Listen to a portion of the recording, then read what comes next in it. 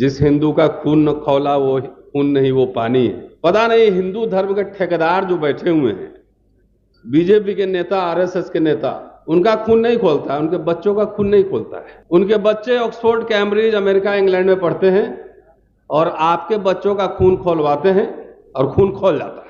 जितना अभी रैली निकलेगा, जितना धार्मिक जलसे होंगे, मैं कई बार जाता हूं तो डीजे पे जो धुन बजता है तो उस धुन पर नाचने वालों में ये बीजेपी, आरएसएस के जो नेता हैं बड़े, उनके बच्चे नहीं होते, आप ही के घर के बच्चे होते हैं। और आप मतलब मैं दलित पिछड़ा समाज के बारे में बात कर रहा हूं। क्या कभी आपने ध्यान दिया है कि आपके बच्चे कहां जा रहे हैं 100-200 रुपए के चक्कर में? नहीं ध्यान दिया है ना। तो आरएसएस, बीजेपी वाले लोग आपके बच्चों को दंगाई बना रहे हैं, दंगाई। और जो सबसे इंटरेस्टिंग बात है इसमें कि खाली आपके बच्चों को नहीं, जो ब्राह्मण समाज, जो सबका अगुआ समाज था, वो भी आजकल फरसा लगे घूम रहा है, उनके बच्चे भी दंगाई ही बन रहे हैं। तो पूरे हिंदू समाज को, संजय जी ठीक कह रहे थे कि किसी मुसलमान ने आपके हक अधिकार का विरोध नहीं किया, और तब भी चुनाव के समय आपको हिंदू बना के उसके सामने उनके बरक्स शत्रु के रूप में खड़ा कर दिया जाता है और आप समझते नहीं। कितनी बार ये बात कहूं कि आपका असली हक मारी, आपका क्या दलित पिछड़े कास्ट सेंसस होगा तो सब पता लग जाएगा। जब सरकारी नौकरी रहेगा तभी ना आरक्षण होगा, तभी ना नौकरी मिलेगी, तभी ना पेंशन होगा। पेंशन कहां है भाई? पंडित नेहरू ने school, college, university, IIT, IIM खोले, ऑलमोस्ट मुफ्त की शिक्षा, नौकरी, पेंशन, सब कुछ मिला उस समय। और पंडित अटल बिहारी वाजपेयी आए तो सबसे पहले पेंशन खत्म कर दिए और डिसइन्वेस्टमेंट मिनिस्ट्री बना दिए। अब मोदी जी तो रफ्तार से प्राइवेटाइजेशन कर रहे हैं, तो सरकारी नौकरी नहीं रहेगी तो आप क्या, पंडित जी को भी ठेका पे ही काम करना पड़ेगा। कर रहा है लोग। इसलिए इस मंच के माध्यम से जो अपने आप को समाज का अगुआ और ठेकेदार समझ रहे हैं, मैं उनको भी आगाह कर रहा हूं, उनको भी चेतावनी दे रहा हूं। पहले आप 20, 25, 30 साल पहले देखते तो सारे यूनिवर्सिटी में, सारे ऑफिसेज में, सारे top officer, director, doctor, engineer, यही लोग थे। सबसे ज्यादा पेंशन तो आपको क्या, आपको तो कुछ नहीं मिलता था। सबसे ज्यादा पेंशन और नौकरी इस सवर्ण समाज के लोग, ब्राह्मण लोगों को मिल रहा था। तो हिंदू राष्ट्र बनाने के चक्कर में पता लगा कि उन्हीं का गायब हो गया। बनाओ हिंदू राष्ट्र। आइए पंडित जी, आपका भी स्वागत है। आइए सुलभ इंटरनेशनल में आपको भी काम करना पड़ेगा, चौकीदारी आपको भी करना पड़ेगा, माली का काम आपको भी करना का, वो भी ठेके पे, दिहाड़ी पर करना पड़ेगा। आइए हमारे कॉलेज में गेट पर दिखाता हूं, जितने सिक्योरिटी स्टाफ हैं ज्यादातर बिहार के हैं, सवर्ण समाज के लोग हैं। 15,000, 18,000 तनख्वाह मिलता होगा मैक्सिमम। तो खाएगा क्या, नहाएगा क्या, निचोरेगा क्या? बच्चे पढ़ेंगे कहां? पंडित जी जरा आप भी समझो। सरकारी अस्पताल धीरे धीरे निजीकरण की ओर जा रहे हैं, स्कूल बंद हो रहे हैं, इलाज कहां करवाओगे? पैसे हैं जेब में? तो ये बड़ा ही एक गंभीर सवाल है। और देखिए, मैं कास्ट, जब सब कुछ का सर्वे हो सकता है, पानी में कौन सी मछली कितनी है, बाघ कितने हैं और शेर कितने हैं, भालू कितने, इसकी गिनती हो सकती है, तो जाति समुदाय की भी गिनती हो सकती है और इसमें कोई कॉन्ट्राडिक्शन नहीं है। लेकिन मेरे कुछ सवाल हैं, और खास तौर से जो पिछड़े समुदाय के लोग हैं, ये क्या हम एक क्लास कॉन्सेंसस, वर्ग चेतना हमारे अंदर आई है क्या? एक हम पिछड़े समाज के लोग हैं, और दलितों से भी ये सवाल है। लेकिन दलित लोग थोड़ा लड़ भिड़ के पहले ले लिया, लेकिन कुछ चक्कर में उनका भी जा रहा है। उनका तो जो मैंडेटरी था वो भी नहीं हो रहा है कि वर्ग चेतना, कि हम पिछड़े हैं, कि जातियां आपस में मुठभेड़ कर रही हैं। जब तक वर्ग चेतना नहीं आएगा, सामुदायिक चेतना नहीं आएगी, हम जाति के हैं या जमात के हैं, तब तक कास्ट सेंसस हो भी जाएगा तो भी आपको कोई लाभ मिलने वाला नहीं है। मैं उदाहरण देकर समझा सकता हूं। यहां जितने लोग बैठे हुए हैं, हमको 50 लोगों को 50-50 करोड़ रुपए का बिजनेस देना है। यह समझिए कि 50 लोगों को क्लास 1 नौकरी देना है और 2 एमपी का टिकट देना, आप क्या लेंगे? 90% से ज्यादा लोग दलित पिछड़ा, हर जगह ये सवाल पूछता हूं। राहुल जी एक बार बार कहते हैं ना कि ये एक्सरे मशीन है और इसमें से आप इंडस्ट्री में नहीं है, स्टॉक मार्केट में नहीं है, यहां नहीं है, वहां नहीं है, ये नहीं है। क्या इन समुदायों में ये चेतना है? 2 एमपी का टिकट देंगे तो आप उसमें मारपीट करने लगेंगे जाके कि मुझे दो मुझे दो। 50 लोगों को 50-50 करोड़ का बिजनेस आप नहीं दिलवाओगे। ये चेतना नहीं, ये मूर्ख चेतना है। पंडित जी से यही सवाल पूछेंगे कि आप क्या चाहिए आपको, तो वो बोलेंगे नहीं हमें पहले नौकरी दे दो। 40 साल नौकरी करेगा, 50 करोड़ का बिजनेस लेके 500 करोड़ बनाएगा, और जिसको देखो सबको टिकट चाहिए। कितना है पूरा एमएलए एमपी इस देश में? क्यों एमएलए एमपी बनना है? 60, 85, 90, 100 में शोषित 90 है, 90 भाग हमारा है, पिछड़ा पावे 100 में 60, 85, 15। तो इतने साल से सुन रहे हैं, नारे अच्छे लगते हैं, लेकिन रियल ग्राउंड पे आइए। अभी जाति जनगणना साइड हटाओ थोड़ा सा, मंडल कमीशन का 40 रिकमेंडेशन है, उसमें से सिर्फ 2 लागू हुआ। वीपी सिंह ने एजुकेशन में और अर्जुन सिंह ने एजुकेशन में। इसमें फोटो क्यों नहीं है उनका? ये भी तो सवाल है ना। क्या उन दोनों लोगों की आप पुण्यतिथि या जन्म दिवस मनाते हैं? क्यों? नौकरी और शिक्षा आपके एजेंडा पे है ही नहीं। सबको सफेद कुर्ता पैजामा और सफेद जूता पहन के विधायक जी बनना है। सोचिए, मैं गंभीरता से कह रहा हूं कि सबको एमएलए एमपी में, तो जहां देश भर, अभी भी मैं कल लौट गया हूं बाहर से ही, इतना नशा किसी समाज में नहीं देखा।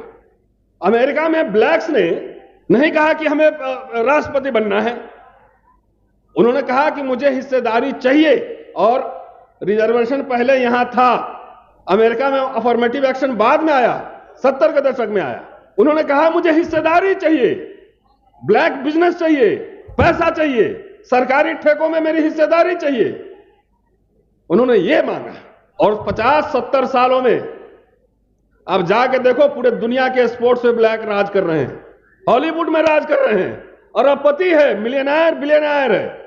इस समाज को हमारे जात का पीएम क्यों नहीं बना है? खाली सीएम पीएम कुर्सी होता है, सीएम पीएम कुर्सी होता है।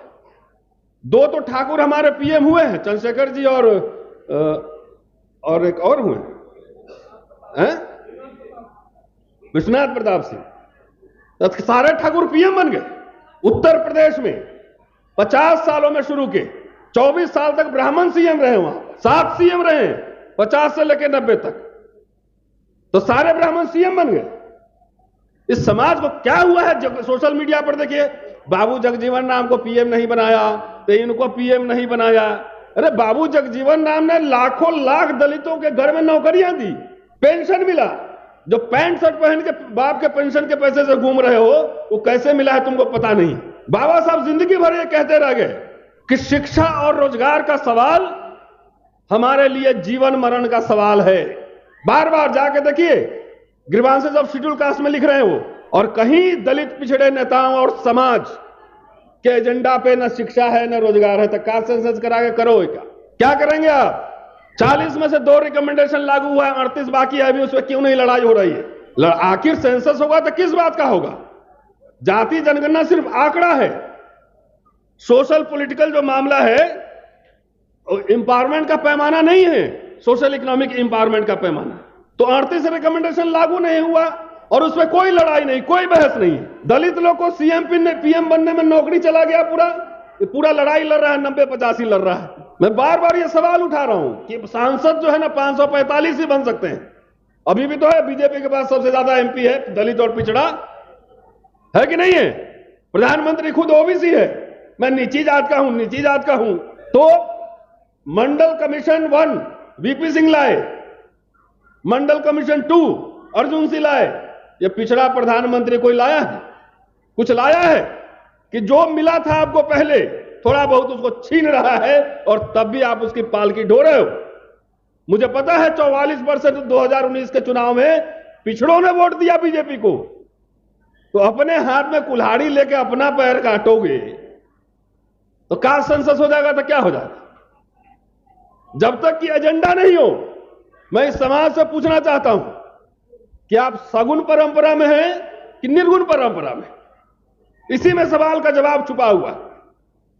बचपन में हम लोग जाते थे मेरे गांव में, तो मुहर्रम में मुसलमान हमारे जो घर के आसपास होते थे, उनके यहां हम लोग जाते थे लाठी भाजने सीखने, देखने कैसे मुहर्रम मनाया जाता है।